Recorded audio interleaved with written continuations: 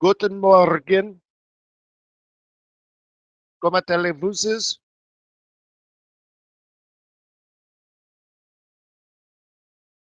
Number 5 alive? Number 5 alive? Yeah. All right. Hey, been running around doing stuff all night. Let me just mute you, or let me come back in like 3 minutes. Just I want to reload some coffee, input, output, that kind of stuff. Back in 2 minutes. Hope you had a nice weekend.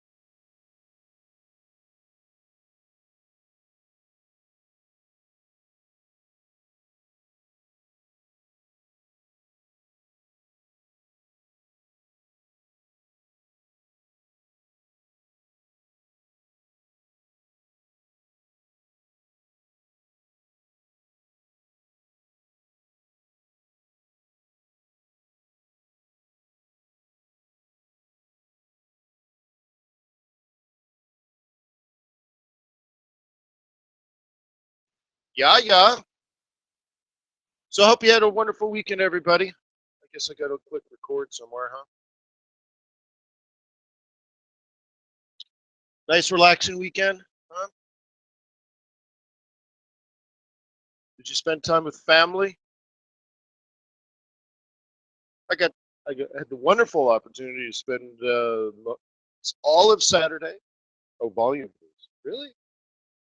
Oh, it should be okay now, right? I'm assuming it's using the correct microphone. Better now. Okay. So all of Saturday I spent at the regional Science Olympiad tournament.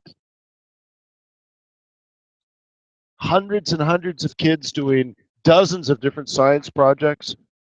Some of them known projects, some of them unknown projects. My son and my daughter made it to the team, which is really good. My son got 2 medals for each of his 2 events. My daughter got 1. And our team out of 13 teams took first place.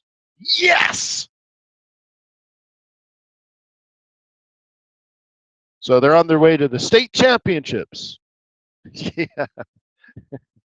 No, it's not an invention. So, for example, each of my kids had 2 different building projects. One was you build the longest bridge you can out of a certain amount of straws and a certain amount of tape. And it has to hold 110 grams. And that's it. And you have a half an hour to build, right? 50 straws, 1 meter of tape, 30 minutes, and it has to hold 110 grams. Go.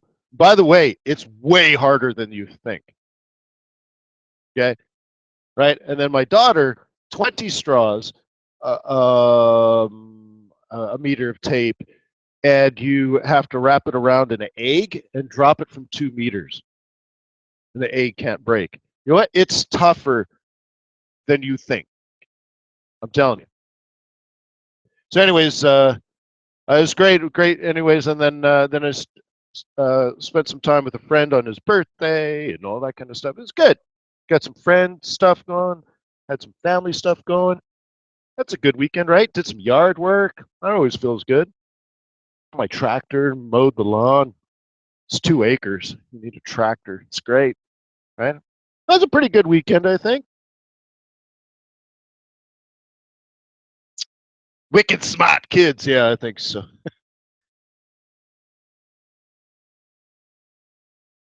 So anyways, yeah. Oh, and some swing trading. We did the swing trading class. Here's one of the trades. Woo-hoo. So that's good. Yeah, that's a good weekend. I hope you had a wonderful weekend as well. Lots going on. So let me remind you that trading is risky, not appropriate for everyone. Let me get that up there. Your past performance, good or bad, is not necessarily indicative of future results. But please stay small, stay humble, focus on the long term, and never risk money you cannot afford to lose. My name is Wayne McDonald. I am the Chief FX Market Strategist for TradersWay.com. Thank you for being a client. If you're not a client, why don't you swing on by? Only because I've asked you, out of respect and loyalty for these webinars I do for you. Would you go to TradersWay.com? Open up a demo. I swear to you, it'll take less than 1 minute. And then you download MT4. You can try the variable spread. You can try an ECN. You can try a fixed spread for scalping. Whatever you want. It's your way, the Trader's Way with Trader Wayne. Okay, we do these sessions 7:30 in the morning, Monday through Thursday. Sweet. I hope you were at FX Street last Friday for non-farm payrolls. That was a goodie.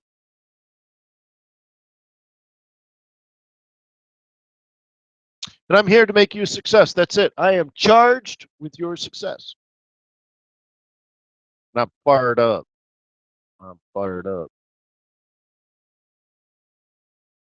So let's try to play the happy song and then move on.com.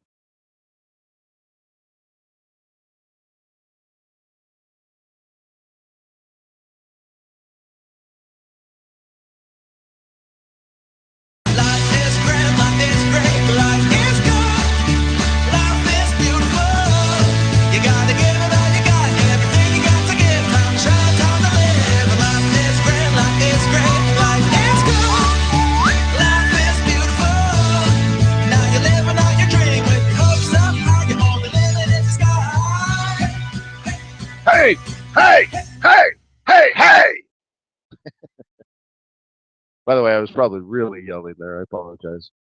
It's just this headset. It's so good I can't hear myself talk. It's crazy. I'm probably yelling. So when I think I'm yelling, I'm probably screaming. So I got to be careful. Anyways, it's such a weird thing. I thought this headset would be great. It's an aviation headset for flying airplanes. I'm like, yeah, that's got to be good. It's all metal and stuff. I'm like, yeah, that's what I want. But it's so quiet, I can't hear you. What brand? I don't know. Let me look.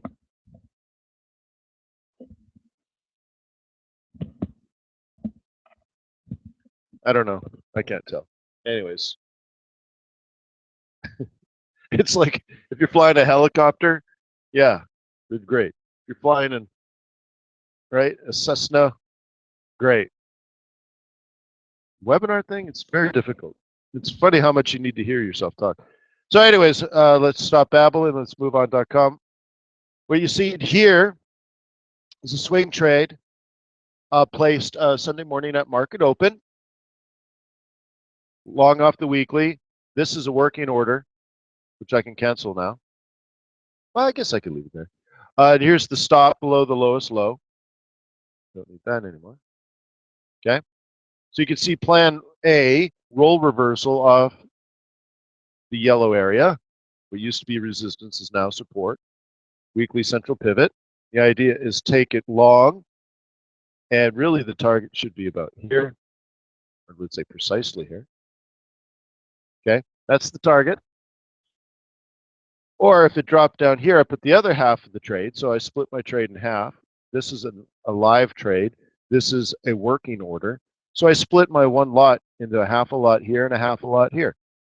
And sort of kept that powder dry there. And off we go. So I'm long at 39 some change. I'm going for 41 and some change. It's only 200 pips. And, you know, on pound yen, that's not even a chunk of corn.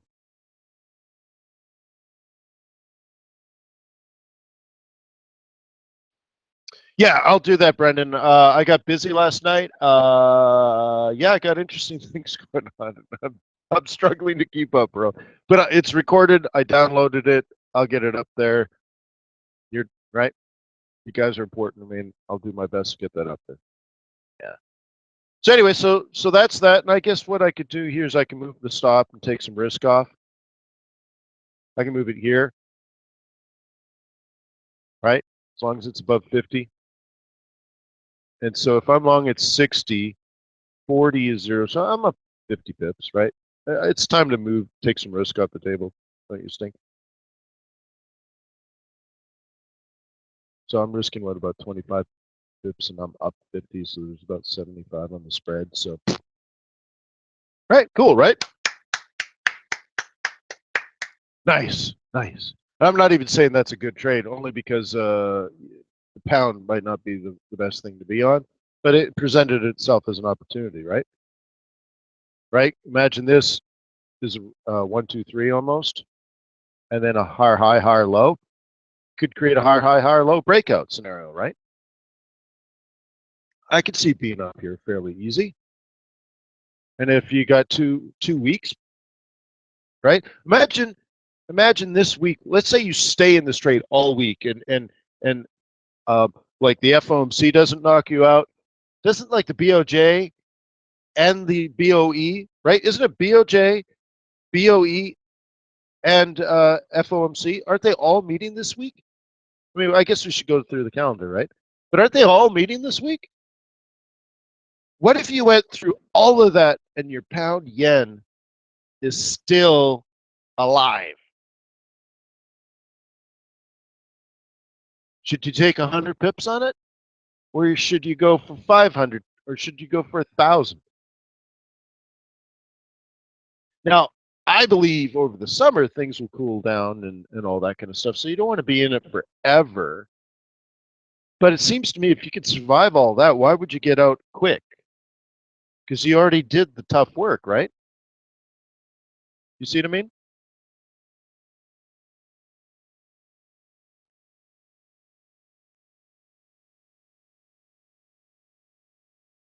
So That's my thought. So you might want to just move it to break even or closer to break even, or do whatever you want to do to mitigate the risk that you recognize. And then what? How much should you get paid for this? Like, shoot, man, it'd be great to hold this for a couple of weeks, right?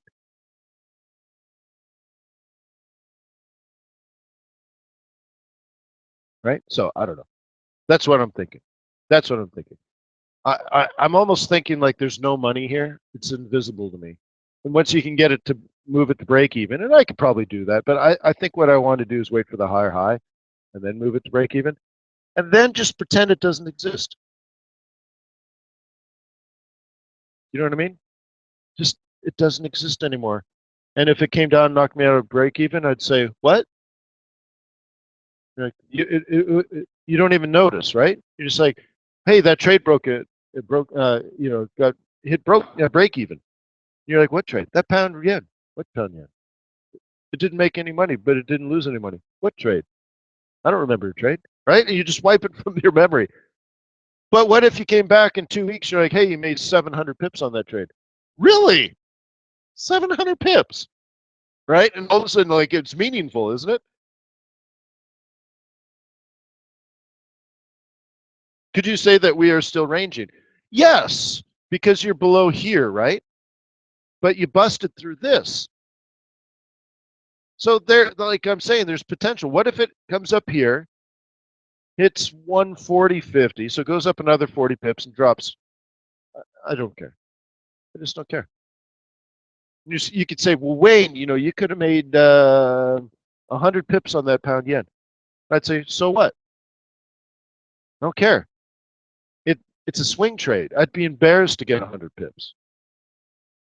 Right? By definition, I'd say a bare minimum, especially on Beast, bare minimum would be 150 pips, and that would be disappointing. I'm kind of going for more like 200. And if I can stay in it more than a week, I want to see 300 pips, right? I'd be embarrassed to get knocked out with 50 or 100 pips. Like, really? Ugh, yuck. You get it? Because then it's not a swing. And then I'm doing it because I'm scared. Oh, I got to lock in that 50 pips. You're like, really? How puny, right? Wouldn't you feel puny like you're taking 50 pips on a swing trade? Ugh. No, look, if it was a day trade, if it was a spot trade, if it was a scalp, then it's all good. But on a swing trade, I can't look at myself in the mirror and say, look, I'm a swing trader, but I took 60 pips on a trade. How embarrassing. Like, ugh. Ugh. I'd rather have 0 than 50. Gee whiz. Because I'm going for 300. I got other trades that can pick up 50, but to waste a beautifully entered swing trade on a 50 or 100 pip profit, right? You get the point?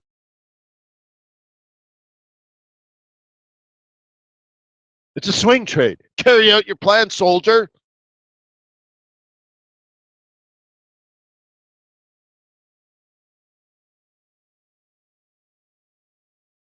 I have a very bad feeling about this one, Sarge.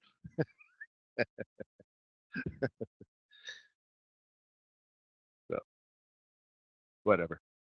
Beep, beep. La la la. Let's clear this one up. Here's the interesting thing. Beast going up, euro yen going down, right? Pound yen going up, pound yen going up, euro yen coming down. Ooh. One of these is right, one of these is wrong. But you're not, you should have congruency here. Most of the time, pound yen goes up and euro yen goes up. Okay, so we're either witnessing euro weakness or we're witnessing pound strength, but we don't know what's going on with the yen based on this information. And it makes me scared because I don't really know which one. Now, look at our trade plan from last week. Okay? Kick off the yellow zone, right? Should hit the red zone, and it should stop, right? Remember, this is the monthly target. This is the weekly target. So let me put a line there. There's the weekly target. Okay. Let's move the monthly target over as referenced by the yellow line. Come on. Okay. Those are the two targets. So you would expect this to come down a little bit, wouldn't you? And what is it? Well, it's profit taking on previous euro strength. And the pound never hit targets like that last week, so you didn't get that kind of profit taking. Right?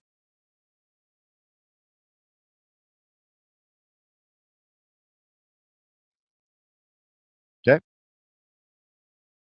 It's interesting, right? So yes. So Danny says, so back down to the weekly central. Yes.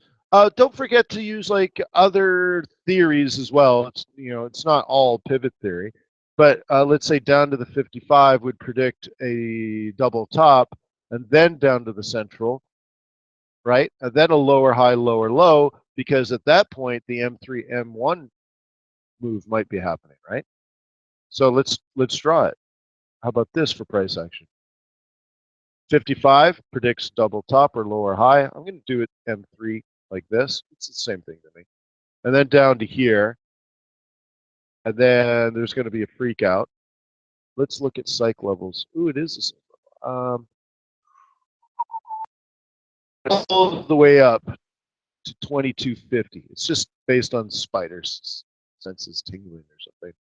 And then we have a full collapse. And I'm going to say we blow right through that. And then we're going to come back and hit it again. I'm going to squeeze it a little higher. Oops. Just because I can. Why? Because I can. And then end the week down here. That could happen. I'm not saying it will, but if the bears maintain control all week, okay? If the bears maintained control all week, that is like, it's not even a best guess. It's like if the bears maintained control all week and we pay attention to moving averages and we pay attention to pivot points and we pay attention to psych levels and we pay attention to price action, all of that makes sense but may not happen. That sounds like confidence, right? That's totally confidence. Right there, man. But it's something, right? That's what all of that acknowledges. Down to the 55, lower high, down into moving average, respect, 618 of this move into the midpoint psych level, then a full collapse of bullishness. Bears totally take over, down to the S1 in a roll reversal area, back up through a pivot, maintaining this midpoint psych level, down into hardcore support, which the whole thing just comes to a grinding halt. And that would probably put us in a range between 120 and 123. Okay, maybe. Now, you could carry this out the other way, though. What if you're a bull? All right. Or this is a 1 hour chart, right? So what could happen today, guys, if you're day trading? Long into long at New York Open, short at London close, right? There's your day. Up and then back down. That's your day. This is where amateurs get frustrated. They're like, what? I don't know what's going on. What? Why is it up for a while? Why is it down for a while? Right? Now, the funny thing is on the smaller time frame, what I would say is off the 55, down into here for a double bottom, then the higher high to the 55, then what? Then a significant pullback, right? Then a hesitation around 10 o'clock in the morning, and then a big move up, right? And then probably a down, and then lower high, lower low, and then down. Okay, that's what a 15-minute chart would probably look like. And then the bigger, these ones are just what it would look like on an hourly. Okay, remember this 200 EMA? Watch it. You ready? Watch it. Ready? Watch it. Ready? Boom! It's a 55. What? Boom! So this is neutral, right? And this says double top drop. Boom! Yeah. But that's why it works. That's why the stuff works. It's not magic. There's logic and intelligence behind these settings.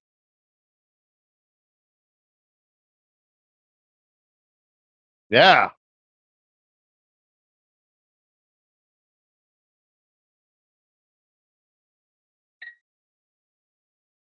Ah. Right. So that's that. And by the way, I want to remind you the complication of all of this is the beast says up. So you should still reserve opportunity for bullishness. Because I'd hate to be doing this if pound yen is going up. So you could like say that's that. That's what a bear would do. Where would the bulls take over this? Like, let's say there's some smart money out there, right? Wicked smart money waiting in the shadows. You tell me right now, where's the institutional money? I know exactly where it is.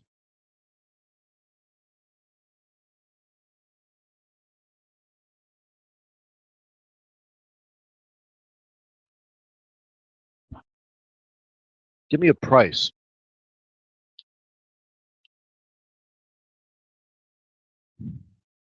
$121. Nice. Why? Weekly M2, right? Weekly M2, but stretch out to grab the psych level. And it could even be 120.80 up. So that tells me it's probably going to be a range week. And I would kind of put it here somewhere that a bull would do that. Now, we all wish it was 121.82. But I think if there's enough bears, and there could be with the amount of risk this week, that the first part of this week is risk off, right? And then we get through FOMC and it's all good. Whatever happens, let's say they don't raise interest rates. Let's say they do raise interest rates. Let's say they raise interest rates and they say no more interest rates for a while. Or let's say they raise interest rates and they say more interest rate hikes this year. Whatever. And the market says that's good. Good for macro, right? The world is saved. It's interpreted as good. No matter what happens, let's say it's interpreted as good news for macroeconomics. Yen weakens. And so we don't care what actually happens.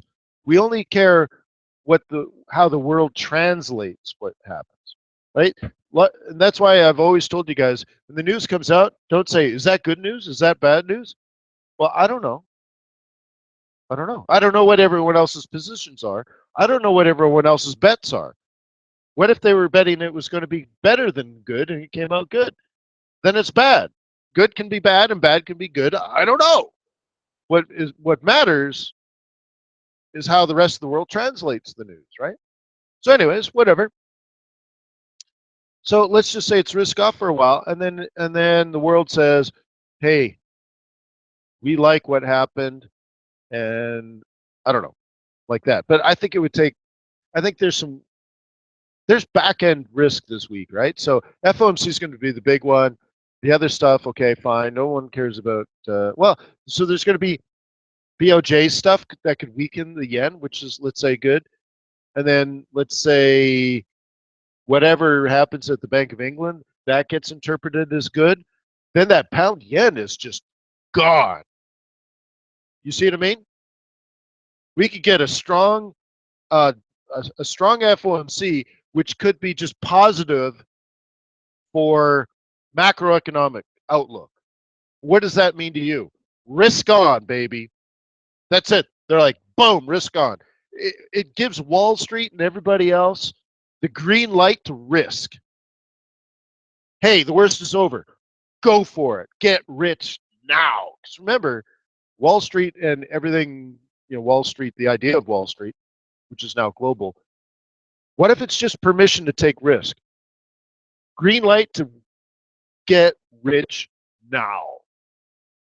Then boom, bond market tanks, stock market takes off, commodities get invest money flow, and this whole thing just rockets, right? And you get like great macroeconomic outlook from the Fed. You get something from the Bank of Japan that weakens the yen, which they want. Bear in mind, they're begging for inflation. So they want weak yen. So what if they get what they want? What if they say what needs to be said to get what they want? It's in their best interest to weaken the yen. So the yen weakens. And then Bank of England comes out and whatever they say is awesome for the pound. My pound yen is going to be through the roof. And you wanted to take 50 pips profit? Oh my God, huh? You see what I mean? That's why you got to put all this together. So this could start out negatively because it's euro. Who wants to buy the euro? Talk about a dog with fleas, right? By the way, I actually did that one time. My wife and I, when we were a young couple, went to a dog shelter to adopt a dog. We get to this big cage, all these big-eyed dogs. Take me, take me, take me. Right? I'm cute, take me. Right?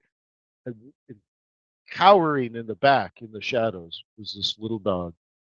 And all the other ones are like, take me, take me, take me.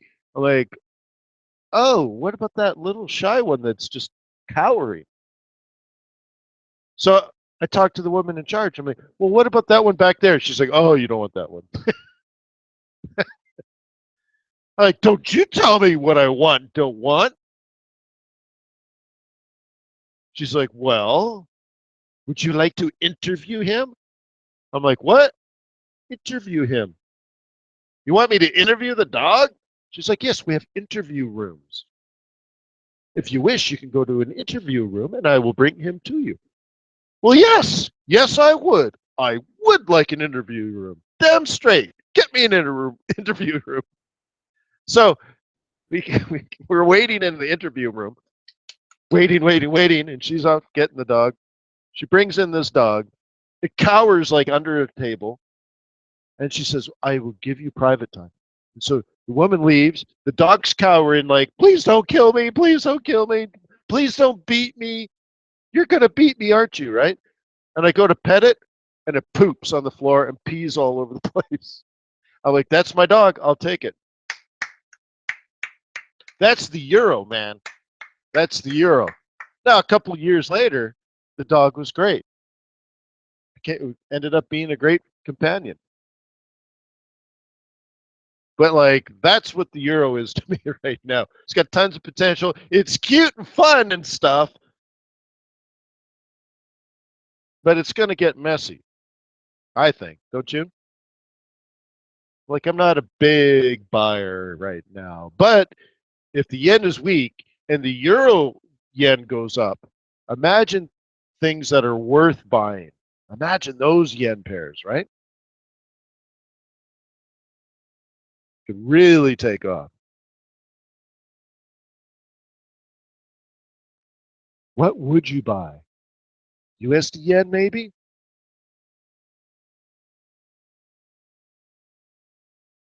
Look at our monthly target, guys. This is the monthly trade plan I did with the swing trade guys.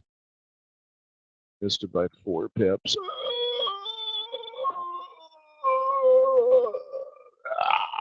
Hey, not bad though. Can't complain. Red light, gray morning. Da-da-da, from a hole in the ground. Vampire or victim. Depends on your last trade. What do I want? I want weeklies is what I want. Ugh! Boom, shalakalaka. Boom. You were a bull.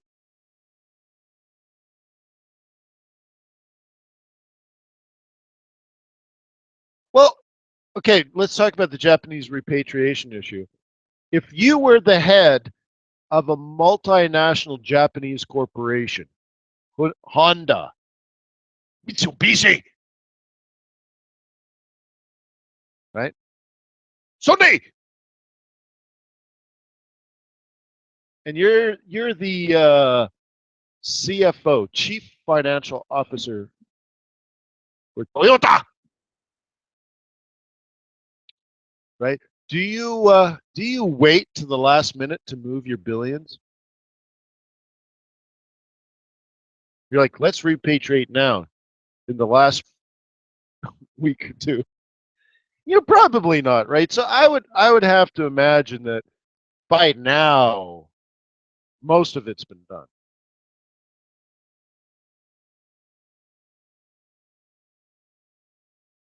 right? I mean, right? Wouldn't you think so? I mean, remember, it's not a trade. It's not an instant kind of move. It's just maybe it's happened. Maybe it happened. Maybe this was it. Okay. So remember over here, I said Japanese yen's going to get strong. Then there's going to be a false rally, and then it'll get strong into repatriation. So I don't know the exact dates of when these things occur, but this is the general idea, right? The general shape. Can anyone confirm that that was the exact language that we talked about even in September of last year, that the yens would weaken and somewhere between Thanksgiving and New Year's, then that weakening will reverse and you'd start to see yen strength. It would fall till what, the third week of January maybe, and then possibly there'd be a false rally, and then that would last a few weeks. I don't know. And then as we get into sort of the March time frame, you would start looking for again some strengthening, right? So, anyways, here's the January period, some strength, false rally. I mean, dude, it went up hundreds of pips, and then it strengthened. And look at the actual low was the last day of February. All right, so they repatriated early, and then it was done. Higher high, higher low, higher high, higher low. So I'd say to you, well, I don't know. I kind of feel like maybe the repatriation trade is done, right? I mean, it's different every year, sort of specifically, because there isn't a day every CFO in Japan decides to move their money. So this might have been it, right?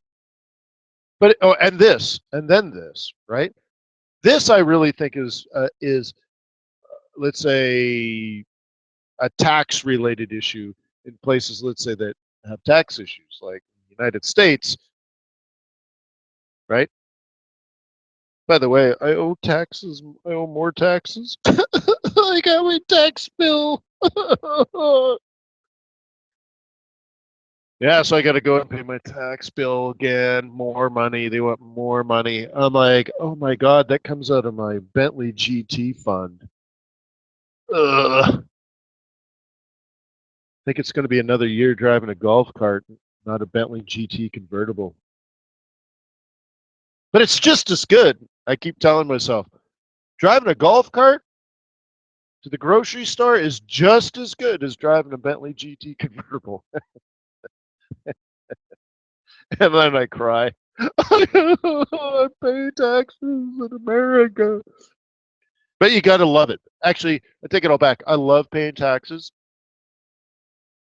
because I raise children in part of the world where, and in a neighborhood in a town where there are good people and good schools.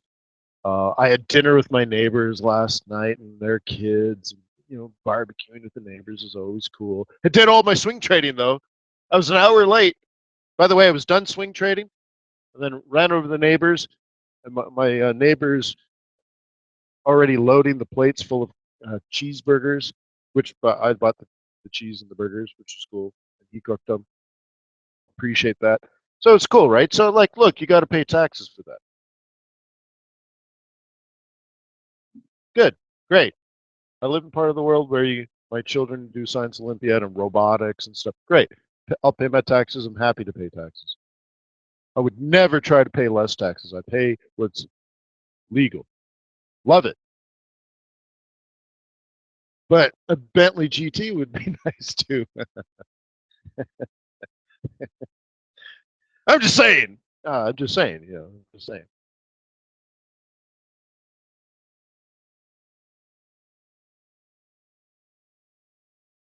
But trying to pay less taxes is a civil right. Well, it's funny though, honestly, and maybe we do need to talk about this from time to time, but the way that I've worked over the years is I do not try to pay, I don't try to cut corners. Like, for example, you can do things like, I mean, the idea is to write things off. So let's say, like, my home office, okay? I have complete right to charge myself rent and then write that off in my taxes. Okay? I've never done that ever. In the 15 years or whatever that I've been a currency trader, I've had the right, but not the obligation, but I've had the legal right to get to write that off. I don't. I don't do stuff like that. I think the worst thing you could possibly do is try to write off your car. Lots of people do that. I think that's, if you want to get audited, just try to write that stuff off. I mean, you're inviting trouble. So I try to do the very bare minimum. All right, these are my business related expenses like my internet access. And I have redundant, remember, I have two internet connections coming into my house, two cables. One is business and it's only my business. And then my backup one is what I use for the family. And of course, if my business one goes down, I could always use the Wi-Fi off the house. But it's not the other way around. So I do not share the business with the family. That's the right thing to do. If I buy computers and stuff, great. I'll write that off. Right? That kind of thing. But I don't take it any further than that. It's very, very, very basic stuff. And the rest I just pay. And I'm happy to pay it. And I've always advised people too, don't try to find a way out paid taxes. Because you know what? I'll tell you what, because I've met people that spend a lot of time trying to avoid paying taxes. I'm like, dude, if you just spent half as much time just trying to make more money, it wouldn't matter. Why don't you just make more money?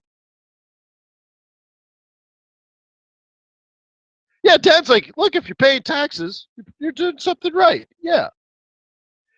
And then so that kind of stuff. So just structure it so just pay your taxes, make more money.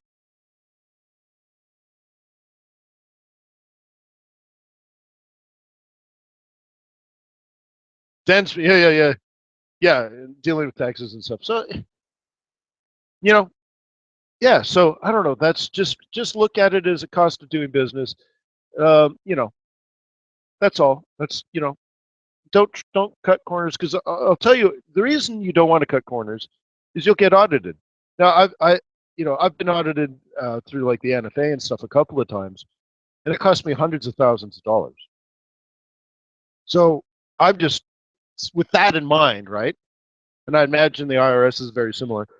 I with that in mind, why try to like write off $100 a month in charging yourself rent or something, or I mean, whatever it is, it's probably just not worth it. Or donations. Well, that's different. So I own a charitable um, trust, the Wayne McDonald Family Foundation, and that that is an entity that is used for for that kind of stuff, but it's not a tax avoidance thing. It's more like a way to focus where your tax dollars go. Okay. So you could say you can have your school or have your money pay for building brand new high schools in Baghdad so that you can win the hearts and minds of the Iraqi people. Or you can give money to the American Diabetes Association because I'm diabetic, right? I'm like, well, that sounds like a good cause. So it's just a way to focus where your money goes, I think. Plus, right? Plus, it's nice to own a charitable foundation. But I don't talk about that much, so. But that is the truth. Cool. All right. So, anyways, look at this. Look. If you were a bull, I mean, my God, right? If you're a bull and you're not watching this, I would just shrug my shoulders and say, WTF, right? Look at this. At the 1450, right? Down here, man. This whole thing, 1450, bounce, higher high, higher low, right? Oh, yeah, but Wayne, it's happening right at the New York Open. Yeah, but Wayne, it's the weekly central acting as support off the midpoint psych level, triple bottom, higher high, higher low, 1, 2, 3 reversal. I want to wait. I want to wait. I don't get it. It's only a 5-8 cross on an hourly chart. I don't know.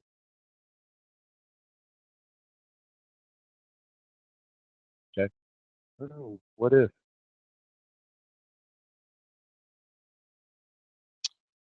All right, so I think we spent too much time on the yens. I mean, look at this, huh? Down and up and back down.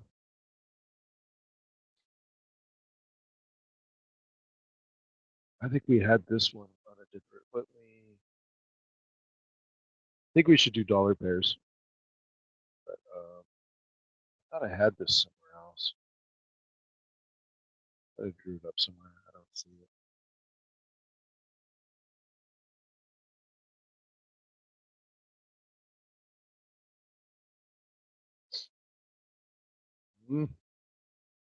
Sniffling.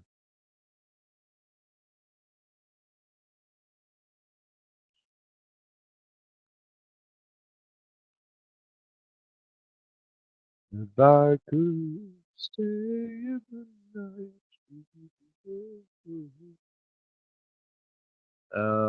Yeah. Oh, I want to get off these. I guess we're gonna go here. So how about our friend oil?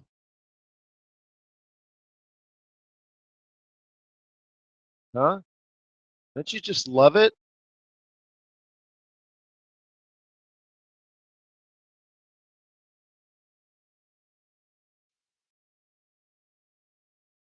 What do you think? Was 50 important?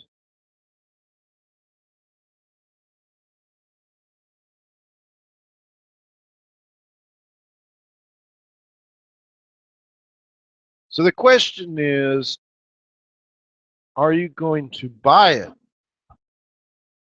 Everyone in the news is talking down.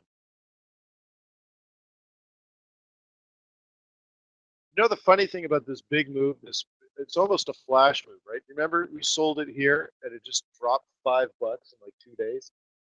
What does that tell you? That everyone is extremely bearish? What does it tell you? What can we gather? What kind of assumption can be made from witnessing the velocity in the down?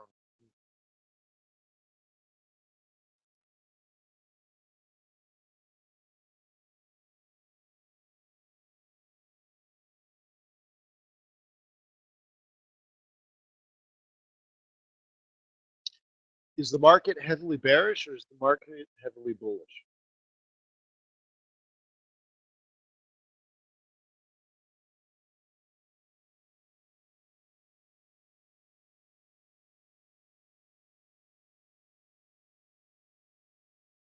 Anyone else want to answer?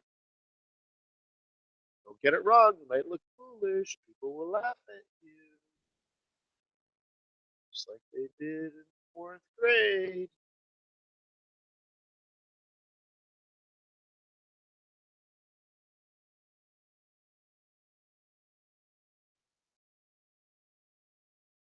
I'm not asking whether you would buy or not. What did what could you learn from this price action? Was the market or is the market heavily bullish or heavily bearish? It has nothing to do with whether you'd buy or sell. We're trying to read the market.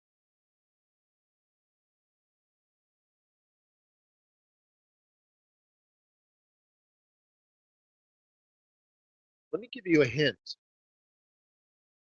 It's not on forex.today. There's only currency stuff there. But have you looked at the commitment of traders report? Have you looked at the commitment of traders report for oil?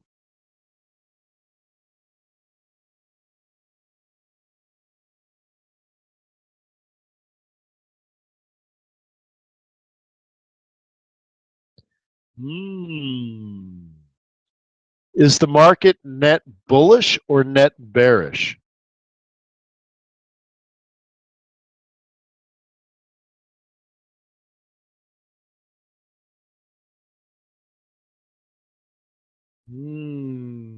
Is it clicking? What do you know about oil?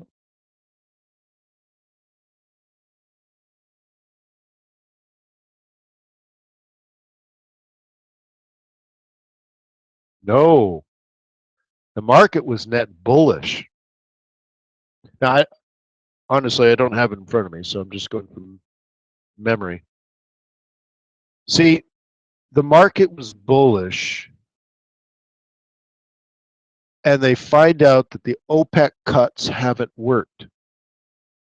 What a shock. Did anybody in the world talk about this? But that there was no way that this could possibly work? Who would have said that? What kind of person would say that? OPEC cut. Do you remember even reading the news? Like, wow, the OPEC cuts actually were carried out. Uh-huh. Uh-huh. All right, good. Didn't work. Somebody said it wouldn't work. I think it might have been me. But anyways, so the market find out that it ain't working. And it crashes, not because they sold it, because they got out of the longs. They've been waiting. Look how long they've been waiting. Since December. And they just gave up. Do you think they'll bet again, though?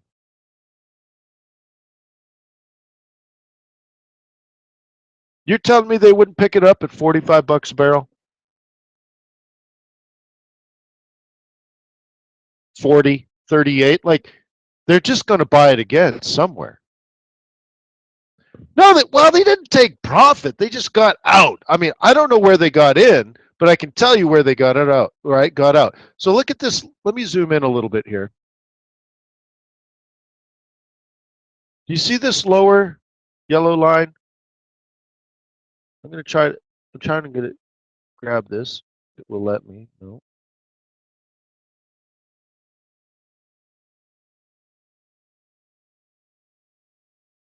Ah, stupid.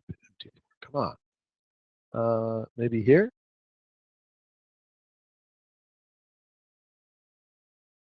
Okay, I got it on this side. I think I see it here. No. There we go. Okay, move it across. Oh, great. Change. Open that a little more. Hopefully it'll let me grab. Yeah. Huh? Hey, you see it? I think I can go back even farther or further. Yeah, sure.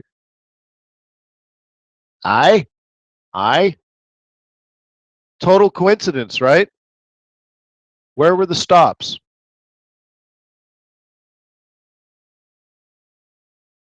Okay. So it happened early here. Just more and more people got out. So they must have moved their stops here, and then blah, blah. It just cascaded faster and faster and faster. So what? Remember, I told you don't get caught up in these things. It's fallen. So up here, everyone said oil was going to go to $60 and $70 a barrel. I'm like, that's dumb. So it's fallen. Now what? Oil's going to go to $35 a barrel. Really? It's funny though, isn't it? Oh my God, oil's going to go to zero. Like, don't don't you understand? Like, you can't get all the OPEC countries in the world and Russia to actually cooperate, actually cut inventories. And it has nothing to do with the cultures and the people. I'm not saying Saudis are liars. I'm not saying the Russians are liars. I'm just saying when you study game theory and whatever, let's say 13, I don't know what the number of OPEC countries are, but let's say it was 13 individual countries, right? I mean, the more players you have, right, the more actors involved, the less likely you're going to get the outcome that you're trying to negotiate. This is why unilateral agreements are much easier to negotiate than multilateral, right? That's why TPP or is so difficult to negotiate. It's just easier to work with individual countries, right? But in a what I explained to you though, this type of setup also incentivizes some of the players to cheat, if not all the players to cheat. And so maybe even the numbers coming out like, oh, the OPEC cuts were right, but meanwhile there's oil being moved around behind the scenes. You know, there's ways I'm sure. But also we know that if Saudi Arabia cuts, what happens? I remember talking several times about how Saudi Arabia used to be the most important oil producing country in the world because it was a swing producer, which means if there was a shock to supply somewhere in the world, like maybe a hurricane goes through the Gulf of Mexico and shuts down because it damages thousands of oil rigs, right? Or there's terrorist attacks in Iraq and suddenly Iraq is producing no oil whatsoever, right? And all that supply goes offline. It was never, Saudi Arabia could always go in and say, all right, so we're losing 2 million barrels a day. So they're like, we'll just produce 2 million barrels more per day. It wasn't even a problem. They're like, we got you back, bro. And they could stabilize supplies, right? They could just say, not a problem. We're short, the world is short 2 million barrels, 3 million barrels. Didn't matter. Saudi Arabia could just do it. And they're like, don't worry about it, right? Saudi Arabia is producing at 100%. They are not a swing producer. Who's the swing producer?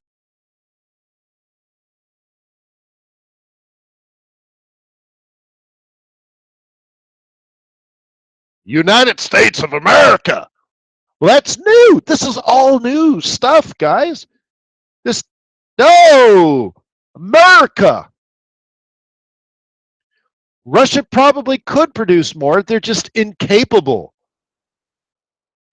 Remember when they finally let the Western world into some of their oil producing regions?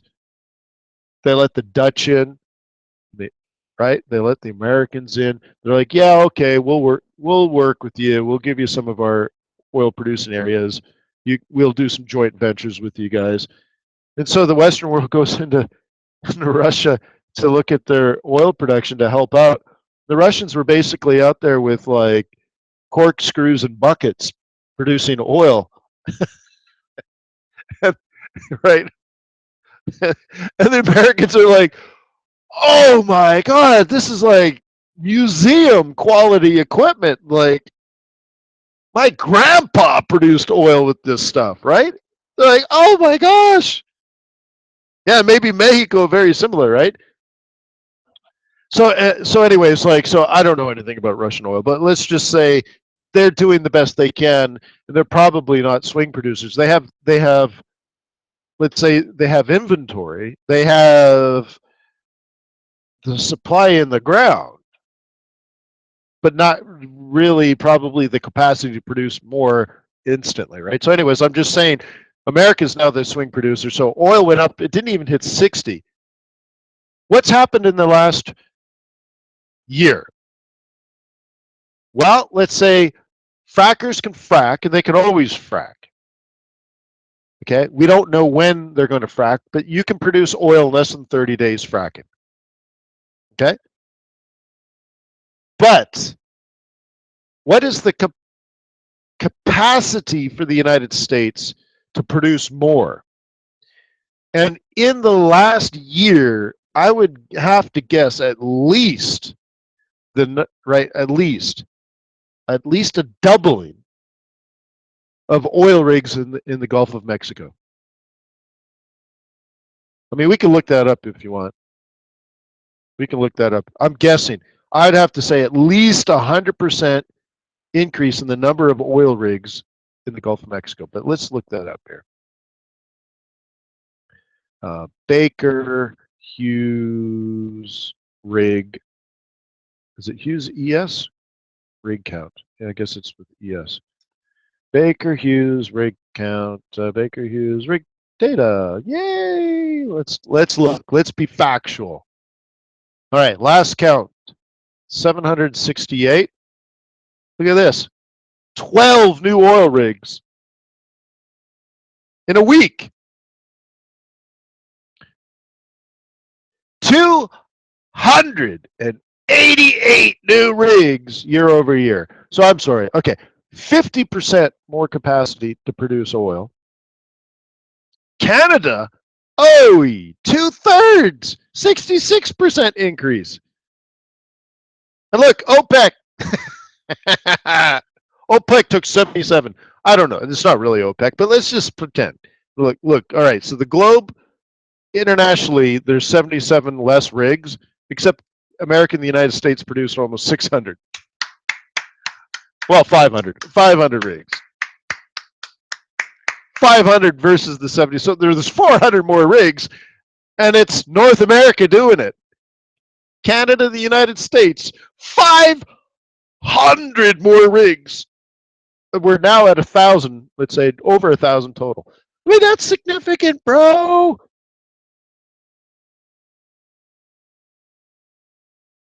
Oh, Hojo uses Fox Business. Oh, I'm sorry. No, come on, dude. This is not Fox Business. Yeah, no. This is factual. You don't need interpretation. Don't read people's opinions. It's dumb. People are wrong. The only person right is you, because you've done your analysis and your work. Don't Fox Business. That's fair and balanced, though, right? So, anyways, here's the facts. Look, what is this, though? Canada took down 20 rigs last week? Oh, but up 200. But that's 10% decline in a week. Must be maintenance or something, huh? Anyways, I think that's significant. So, oil production significantly going up in the United States, and oil production going down in Saudi Arabia and OPEC countries. What does it tell you? OPEC wants to raise prices? Great. That's just oil rigs, guys. That's just oil rigs in the Gulf of Mexico.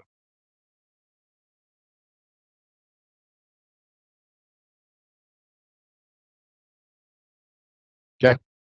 So, anyways, the question is, do you sell it when it's falling? Well, do you remember how I sold it at 54 and 55? Why? Well, we were at resistance, right? Do you sell it at 49? No. Do you sell it at 50? Well, it did that before. How come you didn't do it then? Right? So like if you're using price action, maybe you catch it at 49.50-ish, a role reversal type scenario. But even then you're on support, man. It's like it's so late. It makes me sick to think that someone might do it. Ugh, really? I mean, seriously, even thinking about it makes me nauseous. Like, oh my God, now you want to sell it. You didn't want to sell at 55. You didn't want to sell at 54. You didn't want to sell at 53. Or 52, or 51, or 50, or 49, or the retracement back to 50, or 49, or 48. Right now, you're down here. You're like, now you want to get in the game. I mean, honestly, even thinking about it, it actually makes me nauseous. I'm nauseous thinking of it. Oh, golly, really? So M2 is possible support, right? Resistance, resistance, resistance. I'm not recommending being a buyer, but I certainly can't be a seller, right? You see what I mean? I can't be a seller here. Golly. Ugh. But maybe a buyer. And what I was getting to, okay, what I was getting to was the market was bullish before. So at what point do you get long again? What point do they get long again?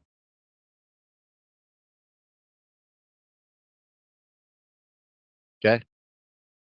Now I think this is going to start going up in June and July and August. Shh. Don't tell anybody. Shh. Okay. And why do I think that? I'll give you a hint. I already told you last week.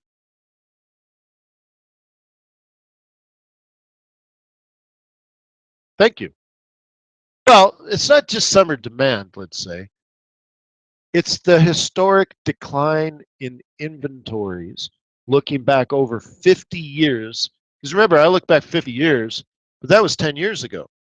So it's like, right, over a course of 60 years, June 1st, based on research, has a propensity of being the peak in inventories for the season. And from then, inventories are slowly drawn down. And the rate has to do with the economy. And the rate of drawdown also has to do with how cold the winter will be next year. So, based on your alpha, based on your hardcore research and all your PhDs and MBAs and quants working for you and your team, you've decided to slowly build long positions for crude oil, assuming that this starts heading back up to 16 above by the end of 2017. Well, that almost sounds smart.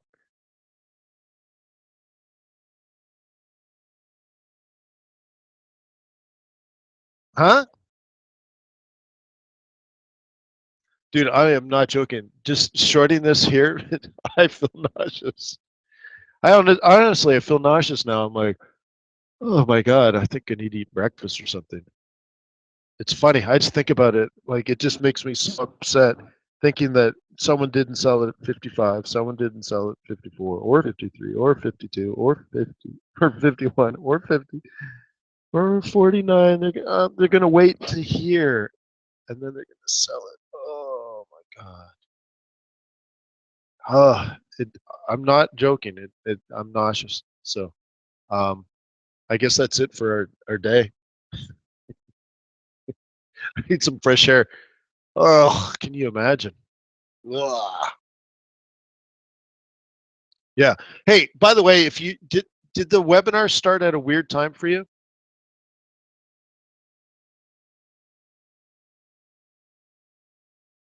Did you just log in? You're like, why is it over now, or why isn't it just starting, or whatever? Now, what happened was time changed in the United States of America. Okay, you need to know this stuff. You're a foreign exchange trader now. You need to know these things. Okay? Yeah, and then things will change again. Yeah.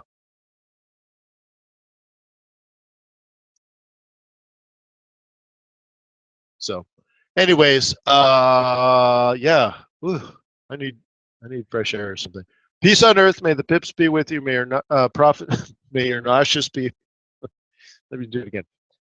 Peace on earth. May the pips be with you. May your profits be above average. I'll see you guys tomorrow. I'll be here. Will I be uploading this video? Yeah. I got to upload another video, so might as well upload this video. Sure.